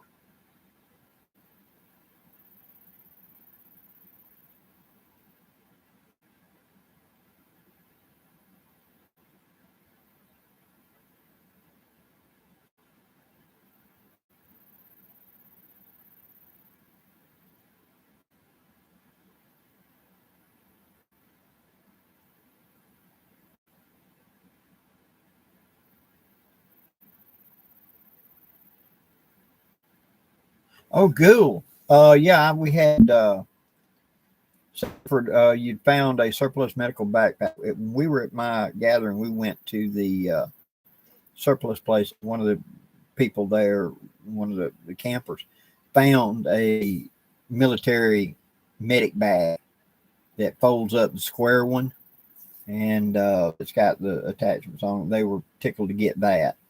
To have one. They make decent bags. If you're one of the people that like everything divided out and compartmentalized, big bags are great.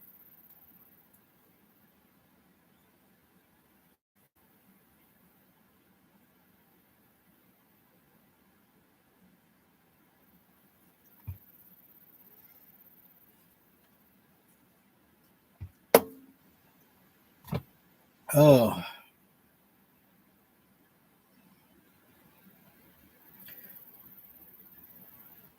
Lincoln log or a log cabin fire generates coals.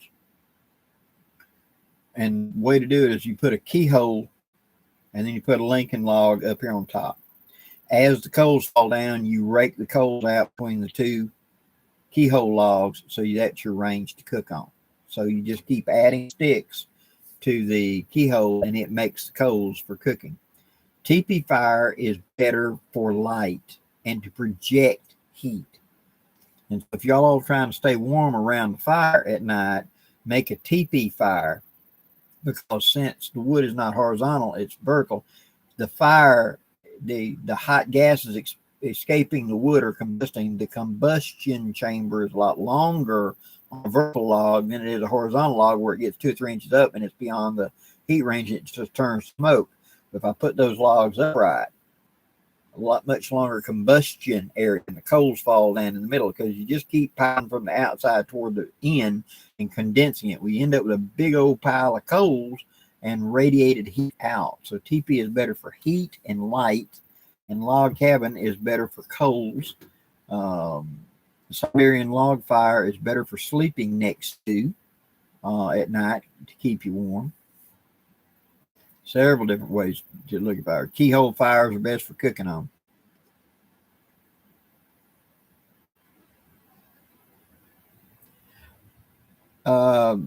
A teepee is a great shelter. It really is. Early in my career, I had one for a short amount of time.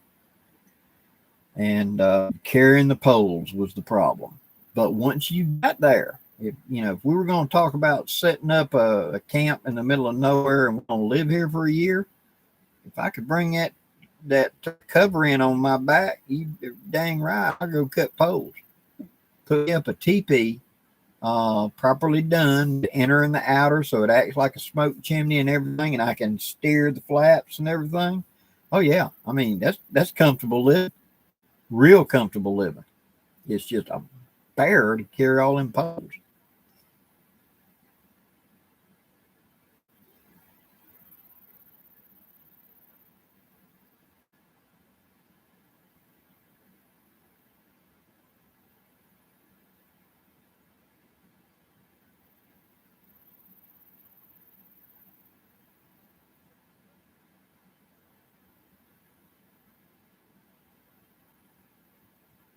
Gordon, that if it's a large log and you put them from the back side and they're coming over the end of the log, that's a Siberian log fire. If it's a star pattern and you're pushing the logs in toward the middle, that's a star fire. These names came up with just so I could say what kind of fire lay to you and you knew what to build. So I could tell you that when you get to camp, build a log cabin fire. And when I come in, we'll clean fish and cook that we already have coals. Or go ahead and build a teepee fire to project light and heat. So whenever everybody comes in half frozen, they can warm up quickly by the fire. And so it's just a name for, instead of just saying build a fire, well, there are different kinds of fire builds for different kind of jobs. And so how you dial in. And then there was a lighter fire. You probably never heard of that. That was lighter knots. That's the ends of logs. They'd snap off, break off, have fat wood in them. Okay. You don't cook on this fire, but it makes a very bright, hot fire because of that oil and resin inside of it. And so you just feed it pine knots, which are those short, sturdy limbs off in dead trees that you hit with the axe and break them off and got fat wood in them. And you just keep feeding that in.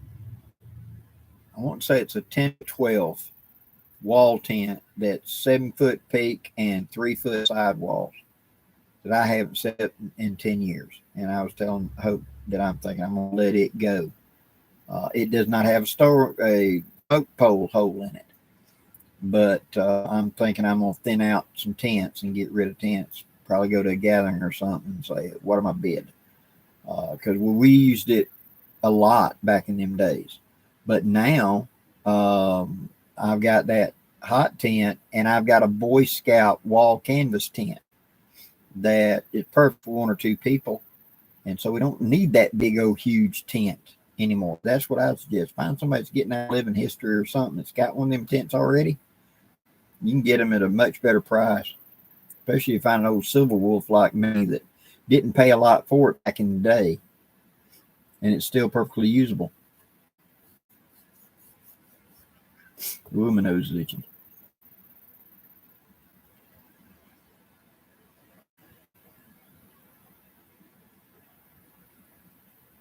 Pantera, you know what always interests me is the difference between first aid of an animal like a dog or a human, for instance, CPR, and how that's different.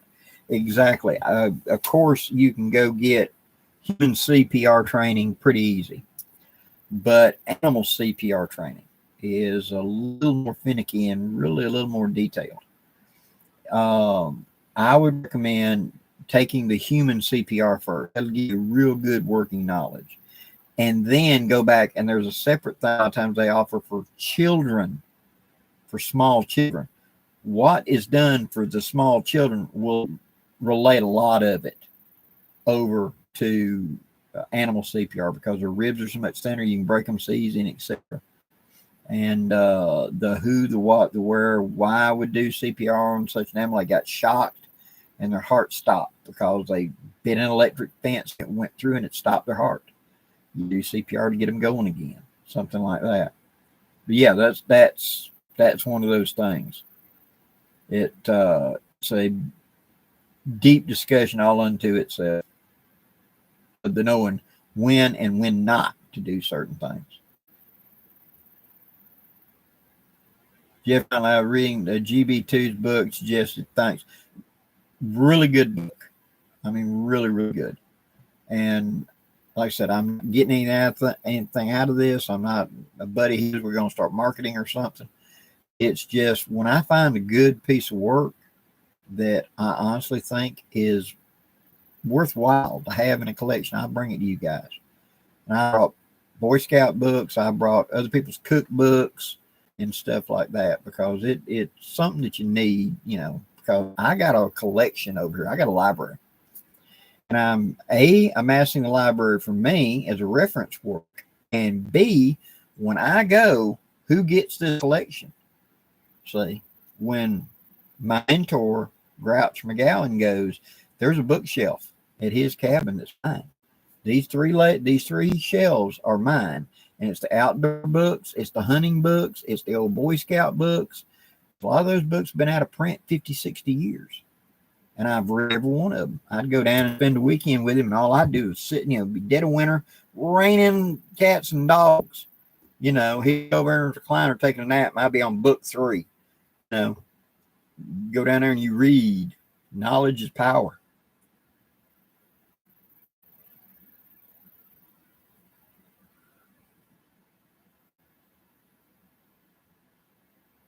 Lon, what I've got right now is I've got 3 chapters done. And Miss Chelsea is helping me out wonderfully. I hand off the raw work to her, and she runs through an editor and makes sort of English out of it. And she hands it back to me. And then I go through and read it, and I adapt. Okay, well, what I meant to say, really, this is it. And so we're in that stage right now where I've got 3 chapters done. How many chapters are going to be, I don't know.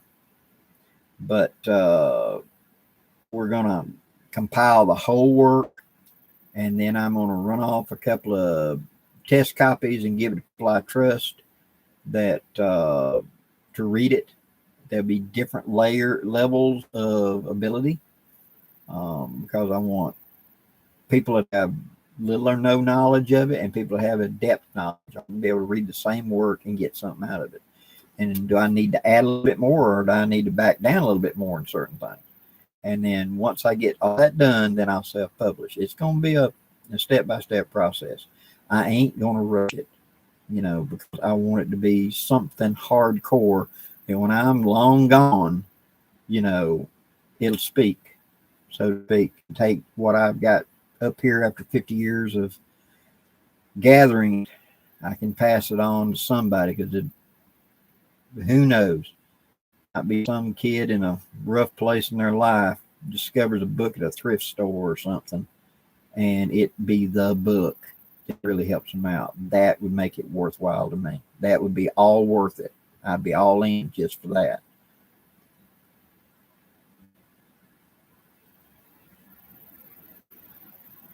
Sanford Brown, Blackie, what type of fishing tackle do you take out in the field?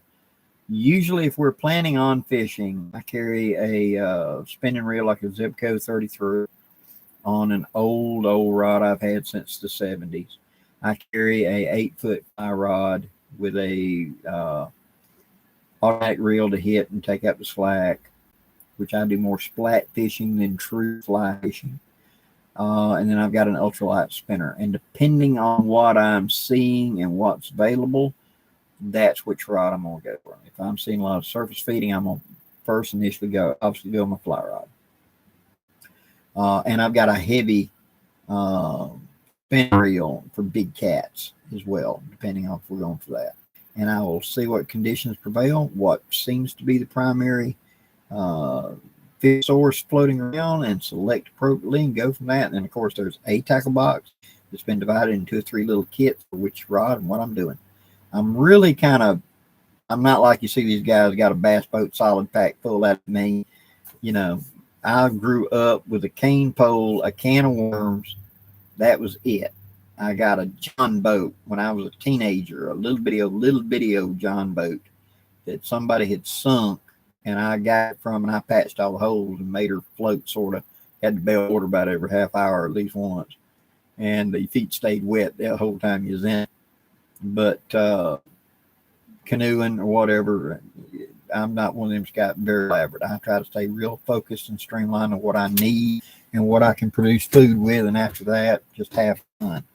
Because I've got friends, they could fill up an 18-wheeler with all the gear and tackle they drag with them out there. They got the boat packed to the gills. The back of the truck is packed to the gills. And you get out there on the lake, and half the time they're slapping an open dang, trying to find some magic combination instead of fishing. I ain't fishing, and what are we doing here?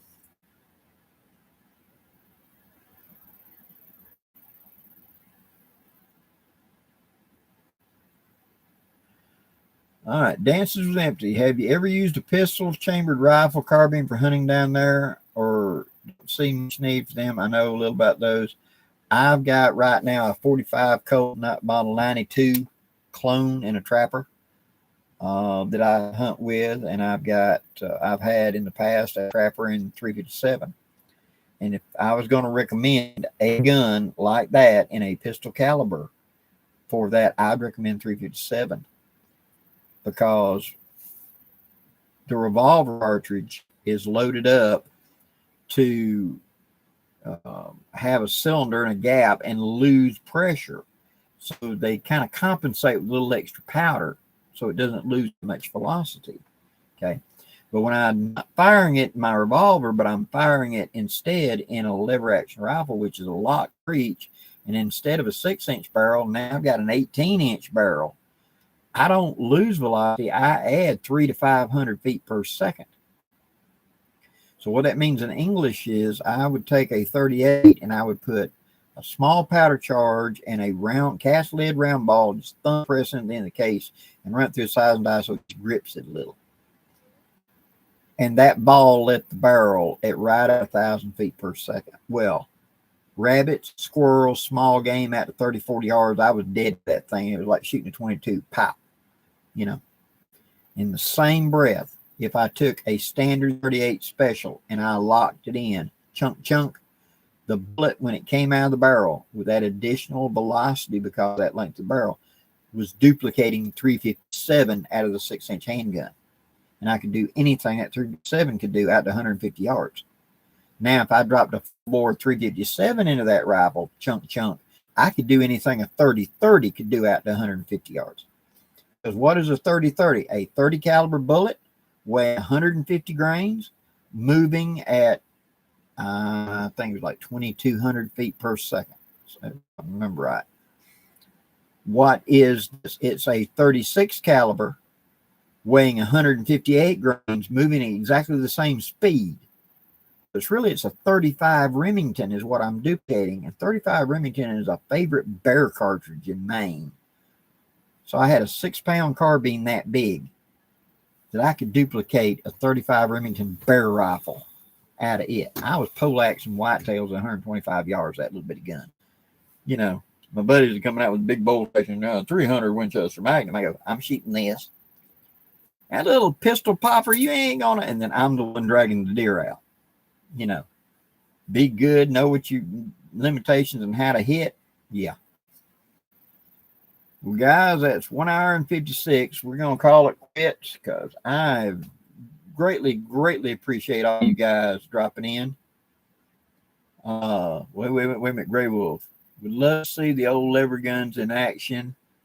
Some black powder loads in that cup. Okay, we will do it. Mr. R, what is my drink of choice? Usually scotch. Something with bite. I'm not one of them guys that likes little sissy glasses. I like, when I drink, I like, or bourbon Old Forester is a favorite, or Cutty Sark, or something like that. I like to know I'm drinking something. I grew up on White Lightning. I don't drink hardly ever anymore, but when I do, it's got a bite to it because I want to know I'm drinking something. But anyway, guys, thank you so much for y'all turning in tonight. Greatly appreciate it. And no Bud Light. And I hope to see y'all next Thursday night at 8 o'clock. We'll try that experiment, see how it works for the group. We can always come back if it's just not working out. Okay? I want to do what y'all want to do. Till then, guys, feel free to comment on any of my videos. If you got questions, hit me up on Facebook or on one of my videos, and I'll do the best I can to answer you. Till next time, guys, I'm Blackie. Wish you journeys. Have a great day, you guys.